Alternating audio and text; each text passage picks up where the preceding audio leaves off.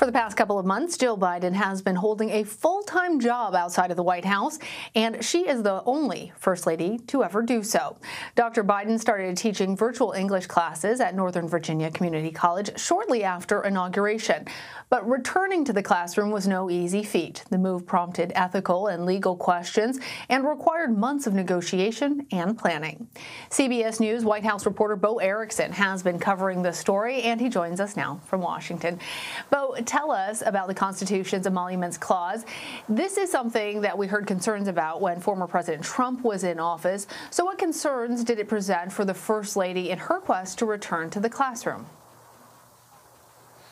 Yeah, so this is such an interesting question that was asked by Dr. Biden's team. This is not us asking if the emoluments clause from the Constitution applies to her case. Her team looked into this because they really don't have any roadmap to go off. As you mentioned, she's the First Lady to hold a full-time job while she's in the White House. The only other similar element was Eleanor Roosevelt, who wrote a column, but that was not a full-time job. So lawyers on Dr. Biden's team looked at that emoluments clause, and that is something that we heard some good amount a bit about from when President Trump was in office, because there are questions if he was profiting from his hotel here in Washington, D.C. So her lawyers looked at it if she could accept a salary from the community college that she wanted to teach at. And the reason why this is a question is because the community college is a state school, so she would be accepting public funds. So they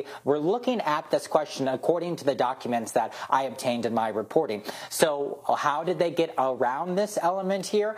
We found out that Nova Community College, where she teaches, which is about 15 minutes from the White House or so, they are actually paying her salary this semester with non-state funding. They are using money from the school's foundation, the nonprofit foundation, to pay her salary. So there are no appearances of her maybe taking public money while she is also First Lady.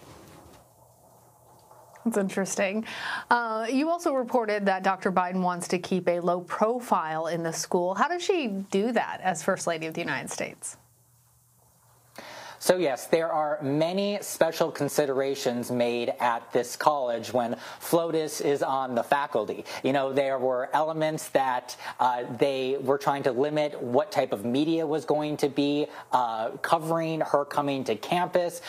All the interview requests were run through the First Lady's office. There was a pile of letters that was pouring in to the community college, and there were questions about how that mail was going to get to her. It is eventually going to be sorted off campus, away from the campus, because of security reasons. And there were also questions about if she would even be listed on the class schedule for when students were trying to figure out their classes. There was potential that she would be listed as to be announced, so her name wasn't on it, but she ended up being listed as Jill T. Biden. And while these are special considerations made for Dr. Jill Biden to be on campus and to have this full-time job, she does not like the special treatment at all. I obtained an email that she sent to her fellow colleagues, and she writes, I'm going to read it. She says, I am an English teacher at Nova, not First Lady. I am trying to keep my roles separate as I did as Second Lady, because she taught here as Second Lady as well. And then she ends the email and she says,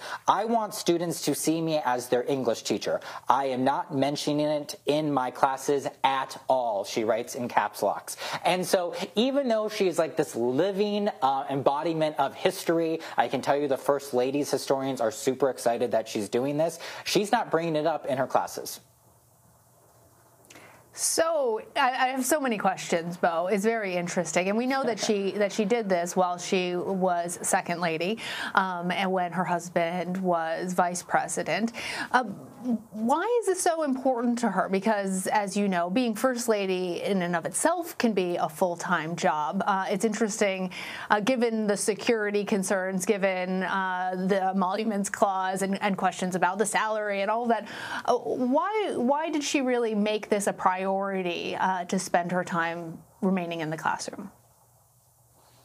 Well, that's a great question. She talks all the time about how this is part of her identity. Even last week from the White House, she was talking on Equal Pay Day that she is so honored to be in this role for First Lady, but she needed to continue teaching. It actually took her years and years to get her doctorate because she was trying to raise her family while doing this all and further her education a lot. So she's put a lot of time and effort into this. And First Ladies historians that I were talking about were saying, you know, what will this do to First Ladies, maybe a First Gentleman, going forward? Will this allow them to have hold jobs outside of the White House? She is trying to keep these two roles separate the best she can. She is trying to teach actually on campus, but still remote over Zoom, but on campus. So she is out of the White House entirely. And some of the documents that we've obtained show that, you know, she is having success in this job. She has made quite the impression on some of her faculty members. If you remember, that question was raised in the Wall Street Journal in December if she should use the doctor title, Dr. Jill Biden, for her doctorate in educational leadership. Well, I found out that the teachers and some of her faculty members, they did not like this insinuation. So the night before the inauguration, they sent a message to Dr. Jill Biden and said, "We are so happy to have you here." And they gave her a new title, and it was Teacher-in-Chief. That's a cute story, Bo. It's very interesting. I remember there was a lot of blowback following that editorial. Anything more you can tell us about the Secret Service concerns, about how they decide who is allowed to be in this class, especially since it is public knowledge that she is going to be teaching this class? And anything more about why she chose to draw down a salary from the university, even if it is being provided for by private rather than public funds?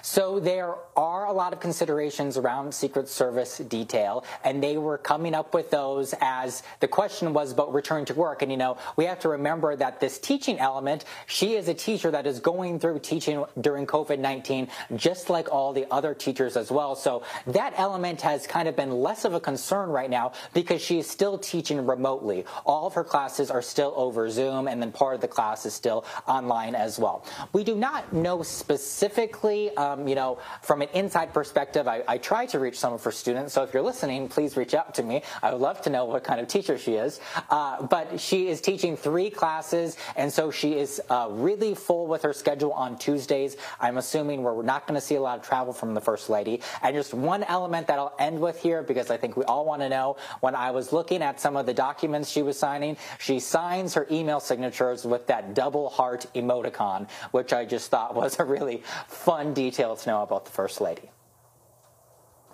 All right, Bo. Lots of interesting details there. Thank you. Thank you.